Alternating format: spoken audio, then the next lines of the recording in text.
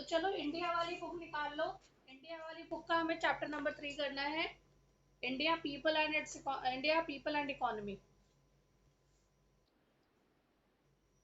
इसका हम chapter number 3 करेंगे, ह्यूमन डेवलपमेंट।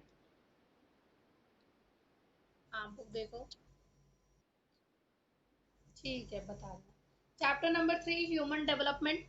जो हमने बुक 1 के अंदर ह्यूमन डेवलपमेंट पढ़ा था, चैप्टर 4 था वो बुक 1 का। वही बुक 2 में ह्यूमन डेवलपमेंट काफी मैचिंग है। तो आप देखोगे जब ह्यूमन डेवलपमेंट का हम चैप्टर पढ़ेंगे, वेटेज बुक 1 वाले ह्यूमन डेवलपमेंट की ज्यादा है। इंडिया वाला जो ह्यूमन डेवलपमेंट है, यहाँ से 1 मार्कर के क्वेश्चन ज्यादा है। ठीक है, तो हम स्टार्ट कर रहे हैं पेज नंबर 23, जहाँ से ये चैप्टर स्टार्ट हो रहा है ह्यूमन डेवलपमेंट का। आपको फर्स्ट पैराग्राफ नहीं करना, आपको सेकंड पैराग्राफ नहीं करना, आपको थर्ड पैराग्राफ नहीं करना, आपको फोर्थ पैराग्राफ नहीं करना है। आपको करना है सीधा लास्ट पैराग्राफ, पेज 22 के 23 के। ठीक है, वहां से स्टार्ट कर रहे हैं हम। एक सेकेंड होल्ड करना। Apparently, it is believed that development is freedom, which is often associated with modernization, leisure, comfort, and affluence. Development का मतलब है आपके हाथ में पैसा ज्यादा आ गया, आजादी ज्यादा आ गई, कंफर्ट ज्यादा आ गया, ये सब चीजों को हम डेवलपमेंट कहते हैं। आज के कॉन्टेक्स्ट में भी डेवलपमेंट का मतलब होता है कंप्यूटराइजेशन, इंडस्ट्रियलाइजेशन, अच्छा ट्रांसपोर्ट, अच्छा कम्युनिकेशन नेटवर्क, ये सब चीजें होता है। बट ये पूरी तरह से करेक्ट व्यू नहीं है। ये क्लियर डेफिनेशन नहीं है डेवलपमेंट की। अब पेज नंबर 24 पे आ जाना। यहाँ से आपका मेन मटेरियल शुरू होता है। Page 24, first paragraph.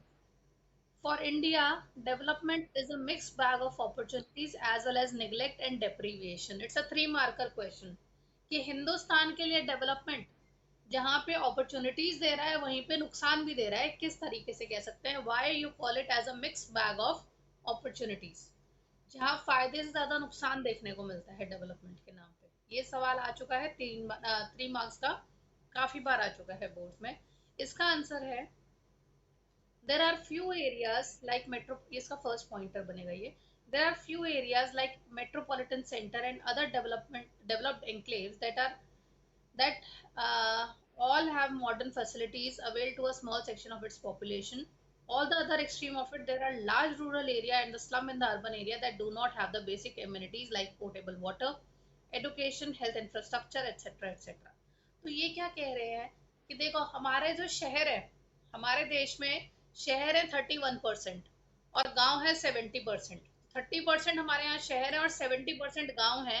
तो हमारे यहाँ पे गांव ज्यादा हुए कि शहर?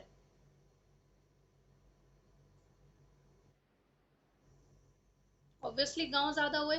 गांव जो है आपके 70%, ऑलमोस्ट 70% है, और शहर आपके जो है वो 30% है। 30% जो शहर में रहने वाले लोग हैं, उनको तो सारी सुख सुविधाएं मिल रही हैं। ठीक है, तो 30% of people who are staying in the village, sorry, 30% of people of the country, they have all the facilities, they have all the amenities, उनको सब कुछ मॉडर्न मिल रहा है। बट वहीं पे जो हमारी मेजर चंक ऑफ पॉपुलेशन गांव के अंदर रह रही है, उनको तो साफ पीने का पानी, एजुकेशन, हेल्थ केयर, ऐसा कुछ नहीं मिल रहा है। तो डेवलपमेंट का फायदा कुछ लोगों को हो रहा है, ज्यादातर लोगों को नहीं हो रहा है हिंदुस्तान में। फिर second point, the situation is more alarming if one look at the distribution of development opportunity among the different section of society. It is a well established fact that majority of the scheduled caste, scheduled tribe, landless, agriculture labor, poor farmers and slum dwellers are most marginalized. इसका क्या मतलब है कि अगर हम distribution की बात करें कि डेवलपमेंट का फायदा किस किस को मिला है, तो एक तो शहर के लोगों को मिला है। अगर हम रिलीजन और कास्ट वाइज देखें, तो कास्ट में अपर कास्ट वालों को ज्यादा फायदा मिला है और लोअर कास्ट वाले या फिर गरीब लोगों को फायदा इतना नहीं मिला है। अमीर और अमीर हो गए और गरीब और गरीब हो गए हैं। ये बात समझ में आई? ये सेकंड पॉइंट है। कोई डाउट हुआ इसमें? फिर इसी का थर्ड पॉइंट है, a large segment of female population is the worst affected section. ज्यादातर औरतों को नुकसान हुआ है इसके अंदर। It is also equally true that the relative as well as absolute condition of the majority of these marginalized sections have worsened with the development of happening. Consequently, vast majority of people are compelled to live under abject poverty and subhuman conditions. तो वहीं पे कुछ लोग तो बहुत अच्छे उसमें रह रहे हैं, बहुत अच्छे घरों में रह रहे हैं, बहुत अच्छी कंडीशंस में रह रहे हैं, बहुत अच्छी फैसिलिटीज, पर मेजोरिटी ऑफ लोग जो हैं बहुत ही खराब कंडीशन में, खराब गलियों में, खराब एनवायरनमेंट में, स्लम कंडीशंस में, अजीब सी गरीबी के अंदर, इसके अंदर रह रहे हैं। तो जहाँ पे डेवलपमेंट कुछ लोगों को बहुत फायदा देके गई है, वो ज्यादातर लोगों को गरीबी रेखा के और नीचे कर गई है। ये 3 मार्क्स का क्वेश्चन समझ में आया? धैर्य और आद्या,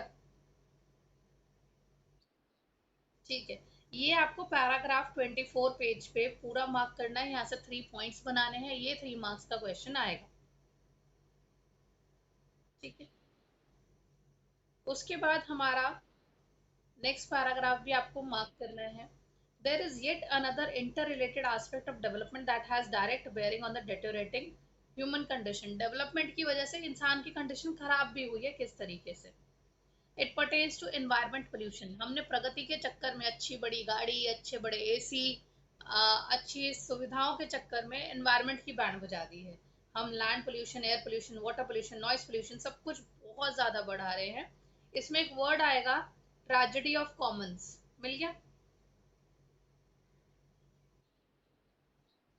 ठीक है, ट्रेजेडी ऑफ कॉमन्स अंडरलाइन कर लेना कि क्या होता है। ट्रेजेडी ऑफ कॉमन्स होता है जिसकी जो नुकसान हर किसी को एक जैसा फेस करना पड़ता है। हमारे यहाँ पे ट्रेजेडी ऑफ कॉमन है air, water, noise and land pollution. ठीक है। पोल्यूटेड एयर सभी के लिए है। अब कोरोना वायरस अगर हो रहा है तो क्या वो अमीर गरीब का डिफरेंस देख रहा है? नहीं देख रहा।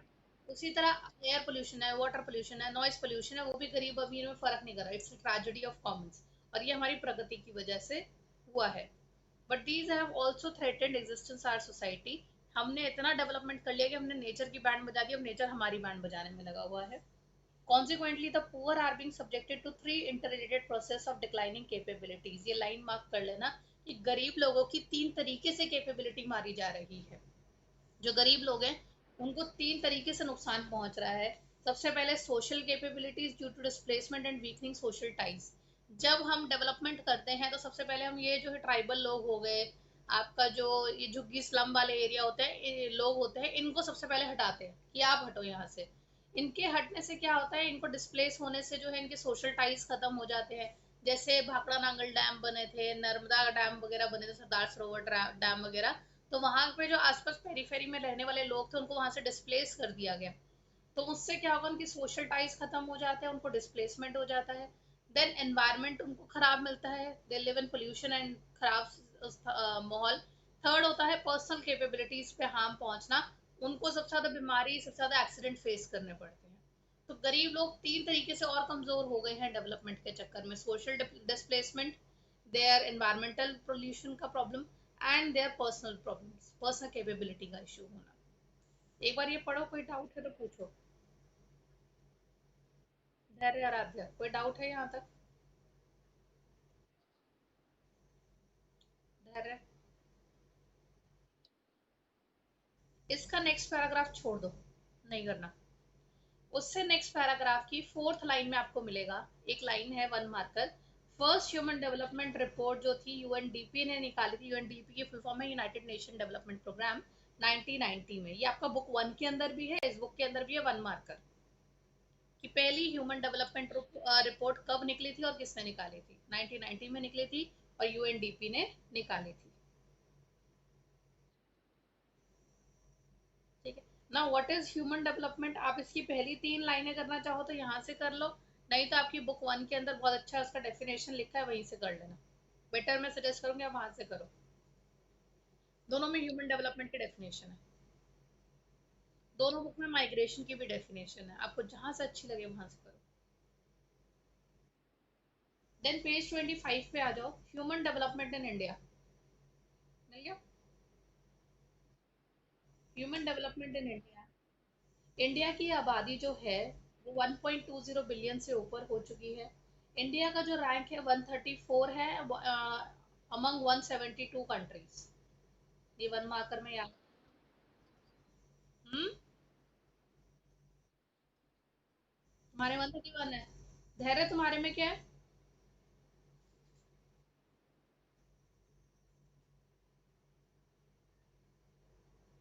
धैर्य, तुम्हारे में क्या है? 134 है। आराध्या, तुम्हारी बुक अपडेटेड है, 131 ही कर लो फिर।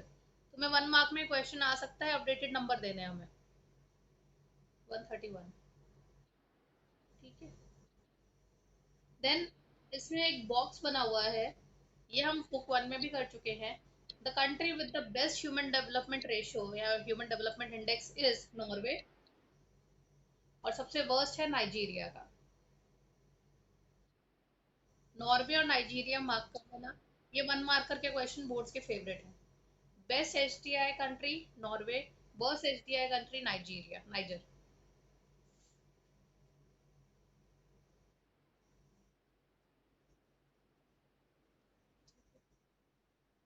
फिर page 25 right hand side, low scores in HDI is a matter of serious concern, but some reservation have been expressed about the approach as well as the indicators selected to calculate the index value and ranking of the countries. Lack of sensitivity to historical factors like colonization, imperialism, and new imperialism, social cultures like human right violation, etc., etc. Determining the nature of human development, these aspects have special significance. ये paragraph में से आपको कुछ नहीं करना है। 25 का first paragraph right hand side वाला आपको नहीं करना, सेकंड पैराग्राफ पे आ जाना। Using the indicator selected by UNDP, the Planning Commission of India also prepared the Human Development Report in India. ये वन मार्कर है। यूएनडीपी को देखते हुए हिंदुस्तान अपना खुद का ह्यूमन डेवलपमेंट रिपोर्ट निकालता है अपनी सारी स्टेट्स का, और ये काम करता है प्लानिंग कमीशन ऑफ इंडिया, जो कि अब नीति आयोग के अंडर आ चुका है। ठीक है, तुम्हारे में प्लानिंग कमीशन ही लिखा हुआ है और आध्या या नीति आयोग कर दिया है?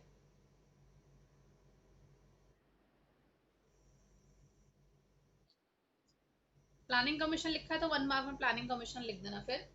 अब प्लानिंग कमीशन जो है पिछले 2-3 साल से खत्म हो चुकी है, उसकी जगह नीति आयोग आई है।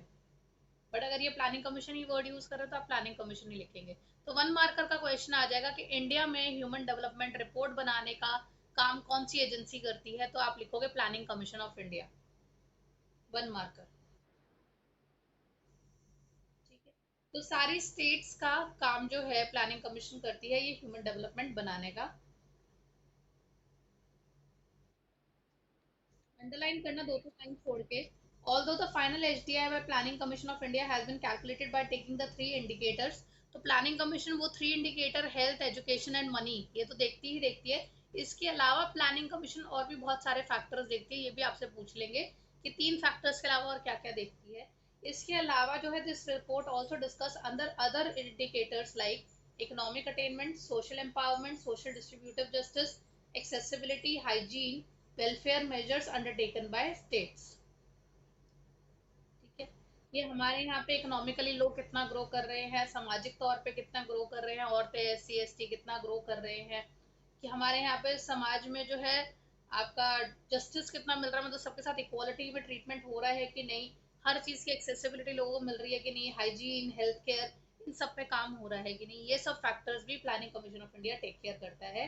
ये वन मार्क में आ जाएगा। ह्यूमन डेवलपमेंट रिपोर्ट के अलावा जो तीन इंडिकेटर्स हैं उनके अलावा और किन किन चीज़ों पे प्लानिंग कमीशन काम करता है, तो आपको ये लिखना होगा। इतना क्लियर हुआ?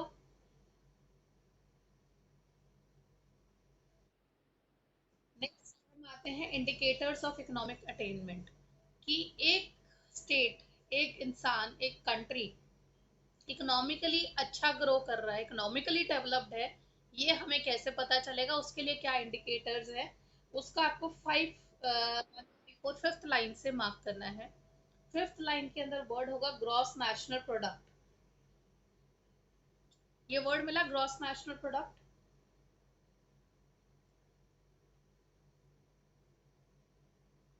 धैर्य मिला?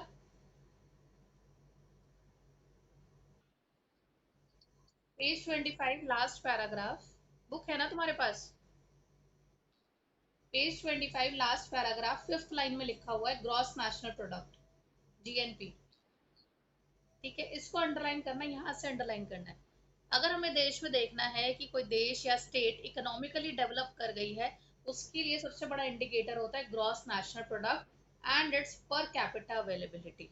अब ये दो वर्ड हैं, ग्रॉस नेशनल प्रोडक्ट और पर कैपिटा अवेलेबिलिटी, इनको समझना।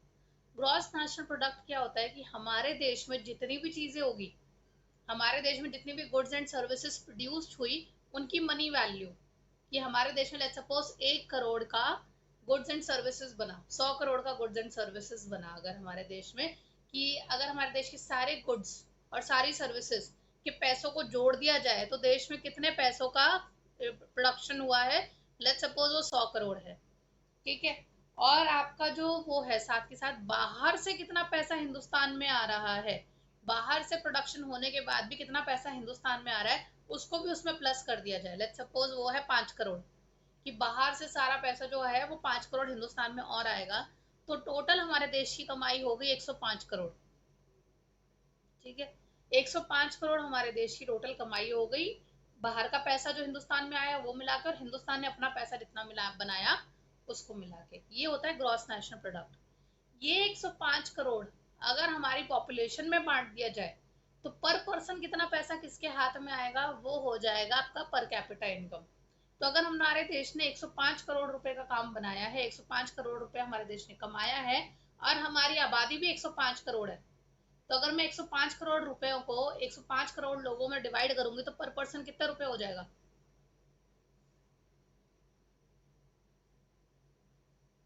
बताओ। 105 करोड़ रुपए 105 करोड़ लोगों में बांट दिए जाए तो पर पर्सन कितना रुपया आएगा सबके हाथ में, एक एक रुपया आएगा, ठीक है। तो सुनने में 105 करोड़ बहुत लग रहा है, पर पर्सन हाथ में कितना आ रहा है, मेयरली रुपी 1। ये बात समझ में आई। वही लेट्स सपोज जापान कमा रहा है 50 करोड़ रुपए, ठीक है। तो जापान का जीएनपी हमसे अच्छा हुआ या बुरा हुआ,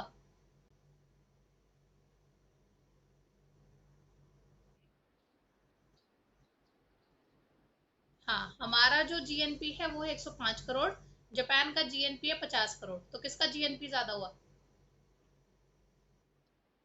हमारा जीएनपी ज्यादा हुआ। पर वहां की जो पॉपुलेशन है वो है 25 करोड़, ठीक है। तो वो देश कमा तो 25-50 करोड़ रहा है, वहां की पॉपुलेशन 25 करोड़ है, तो पर कैपिटा इनकम कितनी हुई, पर पर्सन के हाथ में कितना रुपया आएगा अगर डिवाइड कर दिया जाए, 2 रुपए। तो पर कैपिटा इनकम किसका ज्यादा है,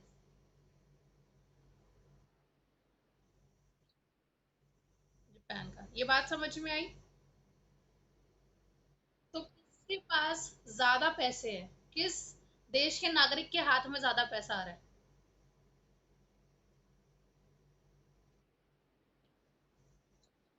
जापान के।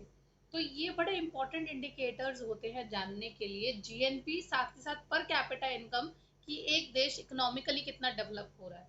एक देश हो सकता है बहुत इकोनॉमिकली बहुत अच्छा कमा रहा हो, बट अगर हम उसे डिवाइड करके देखें पॉपुलेशन के साथ तो कुछ भी रुपया हाथ में नहीं आ रहा, तो उनका लोगों का स्टैंडर्ड ऑफ लिविंग कंपैरेटिवली कम हो जाएगा, ठीक है। ग्रॉस नेशनल प्रोडक्ट और पर कैपिटा अवेलेबिलिटी ये दो बहुत इंपॉर्टेंट मेजर्स हैं ये जानने के लिए कि एक देश इकोनॉमिकली कितना डेवलप कर रहा है। For India it is endowment, it is estimated that GDP was 32,000 crores, 3200,000 crores, and accordingly per capita income was 20,813 रुपए at current prices। इसका मतलब है कि अगर हमारे देश में कमाई जो एक साल की देखी गई थी, इसमें ईयर नहीं मेंशन है, तो उस साल में देखा गया कि उस देश ने, हिंदुस्तान ने 3200,000 करोड़, मतलब कि 32 लाख करोड़ रुपए का सामान बनाया था।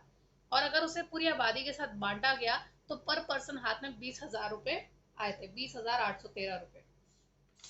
ये फिगर्स देखने में बहुत अच्छे लगते हैं, बट स्टिल क्या हर किसी को इक्वल पैसा मिल जाता है,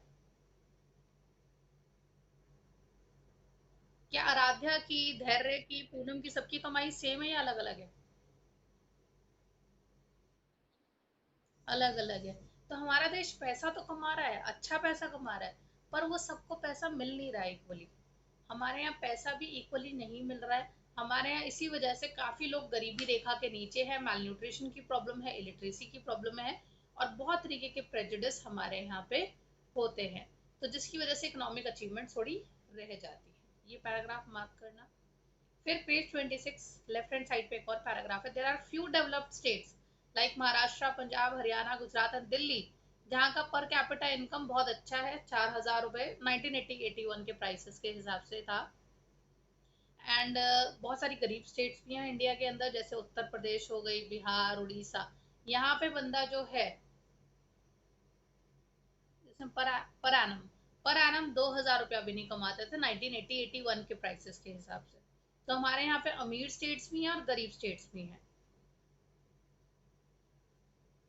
ठीक है, तो हमारे यहाँ पे रिच स्टेट्स में आती हैं पंजाब, हरियाणा, केरला और महाराष्ट्र और गुजरात। ठीक है, और गरीब स्टेट्स में आपकी उड़ीसा, मध्य प्रदेश, बिहार, ये आपकी गरीब स्टेट्स हैं। ये 1 मार्क में याद रखना चाहो तो रख सकते हो, नॉट वेरी इंपॉर्टेंट। फिर नेक्स्ट पैराग्राफ पे आ जाना। नेक्स्ट पैराग्राफ की लास्ट 6 लाइन में पावर्टी वर्ड दिखेगा, poverty is a state of deprivation. ये दिखा, page 26, last paragraph, last fifth six line, poverty is a state of deprivation. ये दोनों को लाइंस मिली।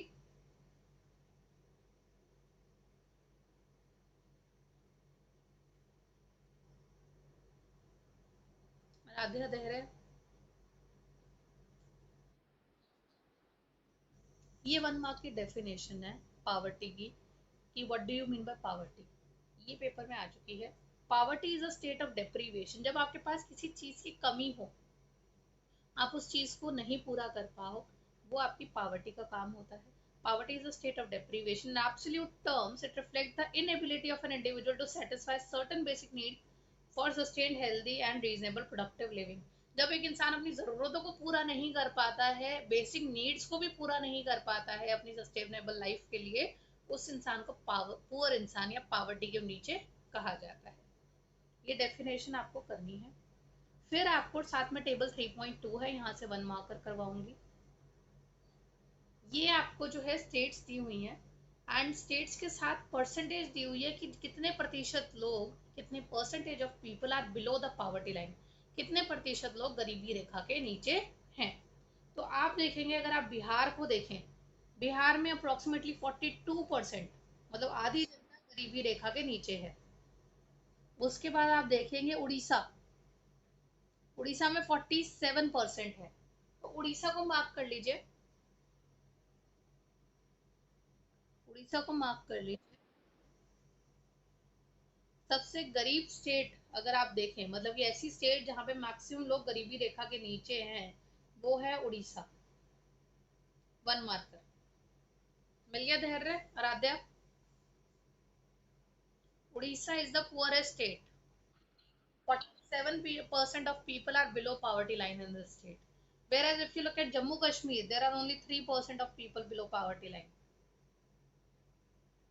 ठीक है, तो Jammu Kashmir is a state जहाँ पे least number of people below poverty line है, and Orissa is a place जहाँ पे maximum people are below the poverty line. समझ आया? ये 1 मार्कर में आ जाएगा। अब हम आ जाते हैं पेज 27 पे, indicators of a healthy life. Economic का तो हमने देख लिया, जीएनपी और पर कैपिटा इंडिकेटर होता है। हेल्थ के लिए क्या क्या इंडिकेटर्स लिए गए हैं वो हम पढ़ेंगे। लाइफ फ्री फ्रॉम इलनेस, कोई बीमारी ना हो, कोई एलिमेंट ना हो, और आप अच्छी लंबी जिंदगी जिए, they are the indicators of healthy life. 1 mark. Life free from illness and elements and a longer span of life is called healthy life.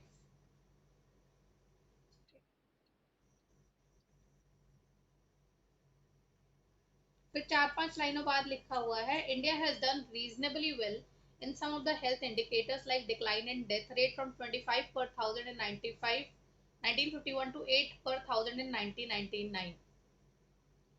तो पहले क्या होता था, हमारा डेथ रेट 25% का था, काफी सारे लोग जो हैं काफी जल्दी मर जाया करते थे। अब वो जो है सिर्फ 8% रह गया, आपको 1 मार्कर में ये याद रखना है। फिर इन्फेंट मोर्टालिटी रेट जो है, वो होता है कि अगर एक बच्चा पैदा हुआ है, 1 साल के अंदर अंदर अगर वो मर जाता है तो उसे इन्फेंट मोर्टालिटी में काउंट करते हैं। तो पहले अगर 1000 बच्चे पैदा हो रहे होते थे, तो उसमें से 128 बच्चे, 148 बच्चे मर जाते थे 1 साल के अंदर अंदर ही, which was a very big number, approximately 14%। वो अब सिर्फ 70 रह गए हैं, कंपेरेटिव टू पहले से बहुत बेटर हो गए हैं। तो पहले 14% बच्चे जो पैदा होते थे 1 साल के अंदर मर जाते थे, अब 7% बच्चे जो है 1 साल में मर जाते हैं। हमें इसको और रिड्यूस करके सिंगल डिजिट पे आना है। लाइफ एक्सपेक्टेंसी बढ़ गई है। जब हमारा देश आज़ाद हुआ था, उस टाइम पे एक एवरेज इंसान, ह्यूमन की एज थी 37-38 ईयर्स, कि अगर वो 37-38 साल जी लिया मतलब बहुत जी लिया। अब वो जो है 65 ईयर्स हो गई है, 62-65 ईयर्स हो गई है वो आपकी। पहले थी 37 years to 62 for males, okay. पहले मेल्स की थी 37, वो इंक्रीज होकर 62 हो गई है। फीमेल की थी 36, वो और बेटर हो गई है, 65 हो गई है। ठीक है। तो एक फीमेल जो है वो एवरेज औसतन तौर पे 65 ईयर्स का लाइफ स्पैन जीती है, और एक मेल जो है 64 ईयर्स का लाइफ स्पैन, 62 ईयर्स का लाइफ स्पैन जीता है। ये वन मार्कर में आ गया है। पहले क्या होता था, 37-36 साल की उम्र में टपक लेते थे, इतनी बीमारियां थी, अनहाइजीनिक कंडीशन थी, हमें ट्रीटमेंट्स नहीं पता थे। ठीक है, तो पहले लोग बहुत ज्यादा जल्दी मरते थे, अब जो है कंडीशन काफी बेटर है। ये वन मार्क में याद रख लेना, मेल एंड फीमेल का जो लाइफ स्पैन है, मेल का 62 ईयर्स है, फीमेल का 65 ईयर्स है। Similarly, India has also done well in bringing down the birth rate from 40.8% to 26.1% during the same years. हमारा जो पॉपुलेशन ग्रोथ है, हमारी जो आबादी बढ़ने का रेट है, पहले 40% से ग्रो करती थी, अब जो है 26% से ग्रो कर रही है। हर 10 साल में 40% आबादी बढ़ जाती थी, अब 26% आबादी बढ़ रही है। बट अभी भी हमें काफ़ी मेहनत करने की ज़रूरत है।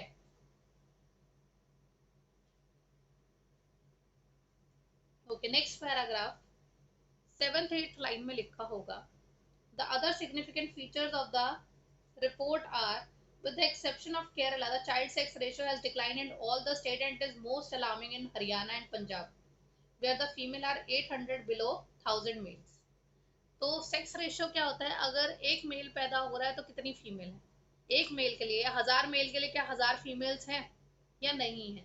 तो Kerala is the only state जहाँ पे फीमेल ज्यादा है, फीमेल्स का नंबर बहुत अच्छा है एज कम्पेयर टू मेल्स। इसके अलावा बाकी सारी स्टेट्स जो है बहुत बुरा परफॉर्म कर रही हैं, आदमी बहुत ज्यादा हैं, औरतें उनके कंपैरेटिवली बहुत कम है, जिसमें सबसे ज्यादा बुरा हाल है हरियाणा का।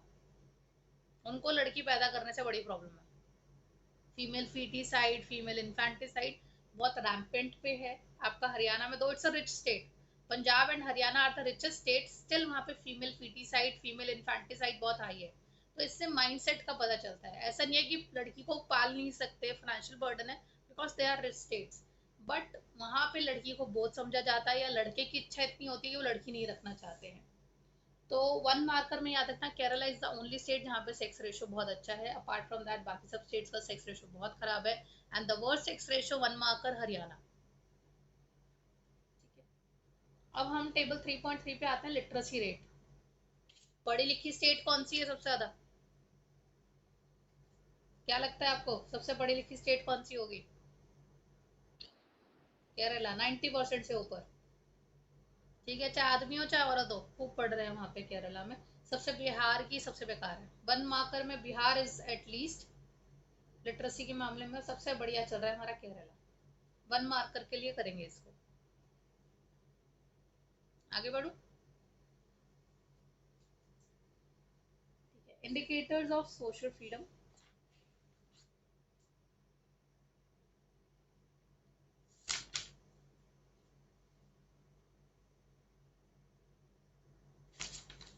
नेक्स्ट पेज पे आ जाना सीधा, 28 पेज पे।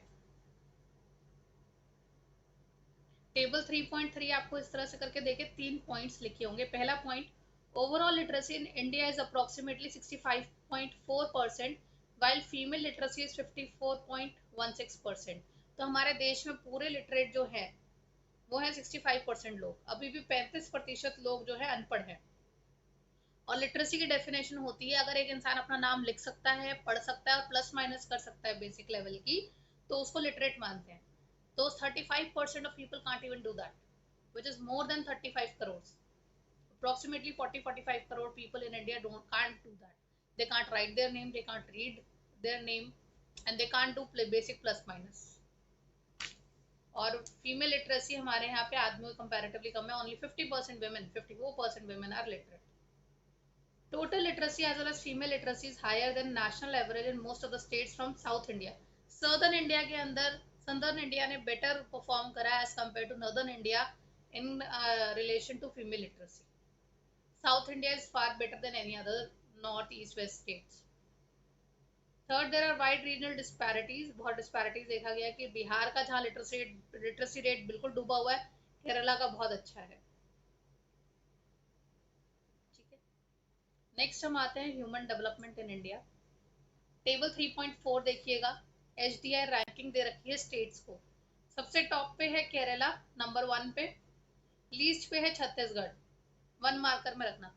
आराध्य, तुम्हारी बुक में छत्तीसगढ़ ही है, कोई और स्टेट है सबसे नीचे टेबल 3.4 में? छत्तीसगढ़ है, ठीक है, 1 मार्कर में ये भी याद रखना, ये आ सकता है। क्वेश्चन आ जाएगा, why Kerala has been selected as a top, has been selected as the best state when it comes to HDI. तो इसके आप दो आंसर्स दे सकते हो। सबसे पहले, female literacy is very high, the female sex ratio is very high. जो इन्होंने अपने नंबर खुद के वर्डिंग्स दिए हैं, आपको यही लिखना है। What is the reason Kerala इसमें हाई है। और इसका रीजन कि केरला, बिहार सबसे लो है, तो बिहार आप कह सकते हो कि वहाँ पे जो है गरीब लोग जो हैं गरीबी रेखा के नीचे बहुत ज्यादा है, प्लस फीमेल लिटरेसी या total literacy rate are very low there. ठीक है, नेक्स्ट पैराग्राफ, पेज 28 का लास्ट पैराग्राफ एकदम। There are several socio-political, economic, and historical reasons for such state of affair of Kerala is able to record highest value SDI due to its impressive performance in achieving nearly 100% literacy। यहाँ से कुछ नहीं करना है आपको। Population, environment and development, इस पे आ जाओ सीधा। ये आपका एक 5 मार्कर क्वेश्चन है। ठीक है, कभी कभी पूछ लेते हैं, आया हुआ है बोर्ड में 2 से 3 बार। Development in general and human development in particular is a complex concept used in social sciences। आपसे ये क्वेश्चन पूछ लिया जाएगा कि डेवलपमेंट जो है is a very complex concept, it's a very tough concept, इसके बारे में बताइए। 5 मार्क्स का क्वेश्चन। तो first point, it is a complex concept because for ages it was thought that development is a substantive concept and once it is achieved it will address the socio-cultural and environmental ills of the society. Though development has brought in significant improvement in the quality of life in more than one way, but increasing regional disparities, social inequalities, discrimination, deprivation, displacement of people, abuse of human rights, and undermining human values and environment degradation have also increased। तो ये बड़ा complex subject है, क्योंकि हमने माना था कि एक बार अगर देश डेवलप कर जाए, एक बार देश तरक्की कर जाए, आगे बढ़ जाए, तो देश के अंदर जितनी भी कमियां हैं, देश की जितनी बुराइयां हैं, देश की जितनी प्रॉब्लम्स हैं, वो सारी सॉल्व हो जाती हैं। तो यही सोचते हुए हमने तरक्की की तरफ आगे बढ़े, हम डेवलपमेंट की तरफ आगे बढ़े, हमने डैम्स बनाए, हमने इंस्टीट्यूट्स खोले, हमने इंडस्ट्रियलाइजेशन करा, हमने जो है टेक्नोलॉजी के ऊपर इन्वेस्ट करा, ये सब करा। बट इसका इफेक्ट क्या आया, जो डिफरेंसेस थे अमीर गरीब के, वो काफी ज्यादा बढ़ गए। किसी किसी की तो लाइफ की क्वालिटी बहुत अच्छी हो गई, बट कईयों की लाइफ क्वालिटी बहुत खराब हो गई। फैक्ट्री लगाने के चक्कर में, इंडस्ट्रीज लगाने के चक्कर में, टेक्नोलॉजी के चक्कर में, डैम्स बनाने के चक्कर में बहुत सारे लोगों को डिस्प्लेस किया गया, उनसे उनकी जगह ले ली गई, ह्यूमन राइट अब्यूज हुए, एंड ह्यूमन वैल्यूज और डिग्रेड हो गई। तो हम जहाँ एक तरफ तरक्की कर गए, वहीं पे हम ज्यादा नुकसान में भी आ गए। तो इट्स अ कॉम्प्लेक्स कॉन्सेप्ट कि हमने जो सोचा था वैसा नहीं हुआ। Next page. Considering the gravity and sensitivity of the issue involved, the UNDP in its Human Development Report in 1993, उन्होंने कुछ prejudices हटाने की बात करी। People participation and their security were the major issue in the Human Development Report of 1993. It also emphasized on progressive democratization and increasing empowerment of people as minimum condition of human development। तो human development के indicators में ये 2-3 चीजें भी add करी गई। क्या सब लोग तरक्की कर रहे हैं, क्या सब लोग जो है empowered है, क्या ये जो हमारी डेवलपमेंट है, क्या हर किसी के पास पहुंच रही है, ये सब फैक्टर्स भी हमें देखनी होंगी। The report recognized greater constructive role of civil society in bringing about the peace and human development. The civil society should work for building up opinion of the reducing in military expenditure, demobilization of armed force, transition from defense to production on basic goods and service, and particularly disarmament and reduction in the nuclear warheads by the developed countries। फिर civil societies की बात हुई। Civil societies मतलब peaceful societies की बात हुई, जहाँ पे सब लोग मिलके काम करें, जहाँ पे फोकस आर्मी से हटके, मिलिट्री से हटके, वेपन से हटके basic needs, basic goods, basic health care, इन सब के ऊपर होना चाहिए, ताकि हर इंसान तक जो है ग्रोथ पहुंचे। Next paragraph, The new Malthusian environmentalist and radical ecologist, they believe for the happy and peaceful social life, proper balance between population and resources is a necessary condition. According to these thinkers, the gap between the resources and the population had widened after the 18th century. तो ये जो new मालदूजियन theory थी, ये हमने पहले भी इस तरह से थ्योरी पढ़ी थी, जहाँ पे हमने इन्वायरमेंटल डिटर्मिनिज्म एंड पॉसिबिलिज्म के बाद हमने स्टॉप एंड गो डिटर्मिनिज्म पढ़ा था, कि जिसके अंदर ये था कि तरक्की तो करो, पर साथ के साथ ये देखो कि ह्यूमन डिग्रेडेशन ना हो, इंसान का दूसरी तरफ कोई नुकसान ना हो। तो पॉपुलेशन और रिसोर्सेज के अंदर बैलेंस होना चाहिए। अगर रिसोर्सेज खत्म हो गए या पॉपुलेशन ओवर हो गई तो दिक्कत हो जाएगी। तो हमें इनके बीच में गैप को कम करना चाहिए। ये गैप 18th सेंचुरी इंडस्ट्रियलाइजेशन के बाद से बढ़ गया था, बट हमें ये कम करना होगा। तो डेवलपमेंट के लिए ज़रूरी है कि पीपल एंड रिसोर्सेज के बीच में बैलेंस होना चाहिए। यहाँ तक आपका 5 मार्कर है। फिर साथ वाले पैराग्राफ पे ही आ जाएंगे। Scholars like Robert Malthus was the great first one to voice his concern about the growing scarcity of resources. Malthusian theory आप सोशियोलॉजी में भी पढ़ते होंगे।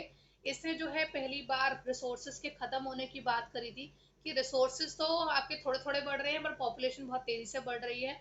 एक समय ऐसा आएगा कि रिसोर्सेज कम पड़ जाएंगे और पॉपुलेशन बहुत तेजी से बढ़ जाएगी। उस टाइम पे घमासान युद्ध होगा, उस टाइम पे प्रॉब्लम हो जाएंगी। बट रिसोर्सेज का जो है, और इन सबको प्रॉब्लम को सॉल्व करने के लिए रिसोर्सेज इक्वली डिस्ट्रीब्यूटेड होने चाहिए।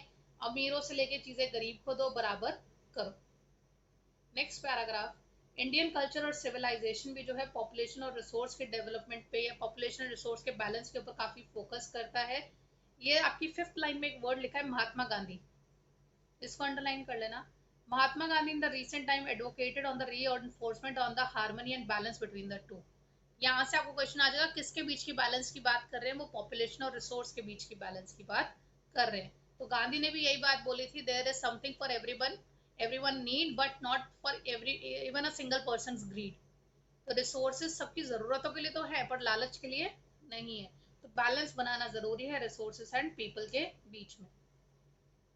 He was quite apprehensive about the ongoing development, particularly in the industrialized and institutionalized, the loss of morality, spirituality, and self-reliance, and non-violence and mutual cooperation and environment.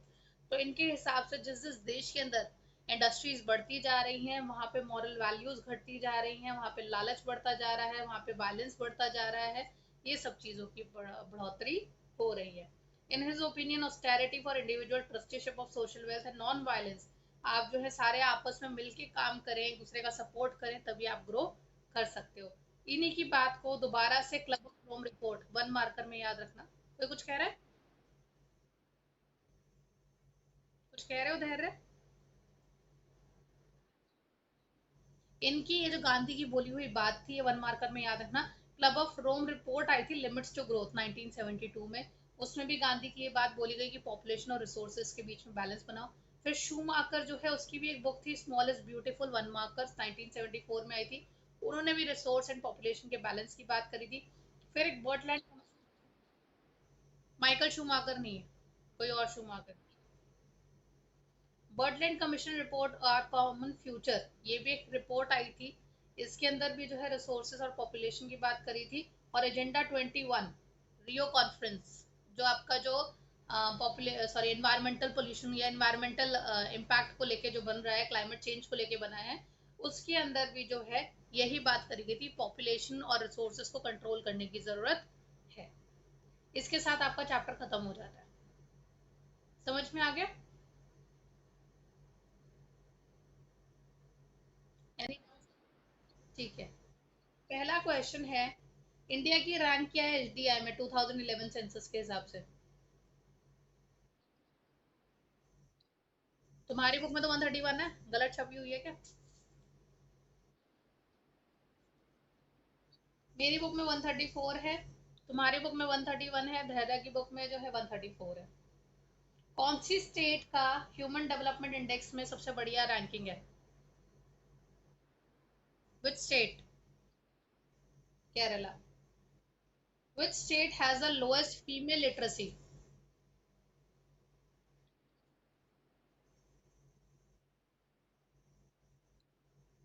Bihar. Child sex ratio कौन सी state का सबसे खराब है? 1 marker. Haryana. UT का याद रख लेना, highest literacy rate के मामले में लक्षद्वीप सबसे आगे। वन मार्कर में आ जाएगा, पूछ लेंगे। ठीक है, तो आज के लिए हम इतना ही कर रहे हैं। नेक्स्ट क्लास में मैं इसके क्वेश्चंस दूंगी, ये क्वेश्चंस अब हम डिस्कस करेंगे और उसके बाद ये चैप्टर पूरा ओवर हो जाएगा। ठीक है, बाय।